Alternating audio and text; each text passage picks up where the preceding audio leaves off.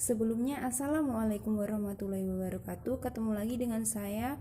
Perkenalkan, nama saya Yulnawati. Saya dari kelas PAI semester 4. Nah, di sini saya akan membahas tentang model pembelajaran secara daring. Nah, model Ashura dalam pembelajaran PAI merupakan langkah dalam merancang pelaksanaan pembelajaran secara sistematis dengan memadukan penggunaan teknologi dengan media. Nah, contoh medianya yang digunakan seperti apa? Media yang digunakan biasanya yaitu Google Classroom. Nah, Google Classroom ini sangat populer. Sudah kebanyakan orang tahu tentang media Google Classroom. Google Classroom yang tidak memakan pakai data terlalu banyak. Cara merancang melalui media real yang diinginkan sesuai dengan teori Ashura ialah hal yang pertama yaitu dilakukan mengidentifikasi dan menganalisis suatu karakteristik peserta didik yang sudah disesuaikan terhadap hasil belajar peserta didik. Nah, hasil belajar peserta didik ini seperti apa? Hasil belajarnya yaitu sudah direncanakan dan sudah bisa dikatakan terencana. Yang kedua itu menentukan standar dan tujuan pembelajaran yang tepat. Menentukan standar tujuan yang tepat itu terlebih dahulu merencanakan apa yang akan dibahas, seperti itu. Nah, yang selanjutnya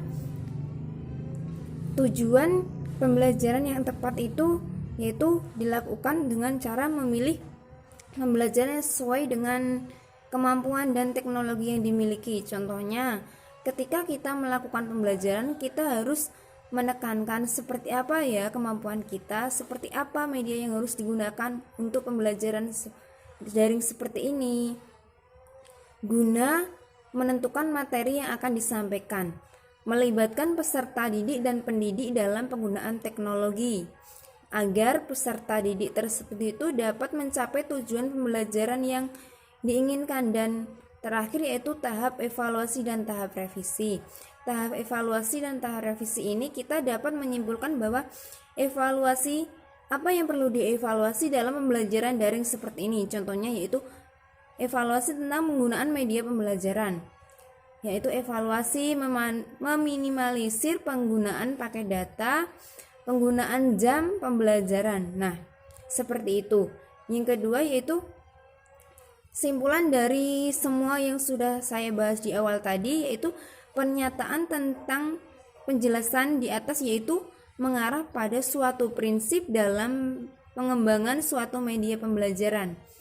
Pengembangan media pembelajaran yaitu Google Classroom, seperti itu. Nah, sesuai dengan prinsip yang sudah Anda ketahui, maka langkah merancang media pembelajaran yang real itu diperlukan. Karena apa? Karena kita harus terlebih dahulu memperhatikan langkah agar dapat mengevaluasi dan melakukan revisi.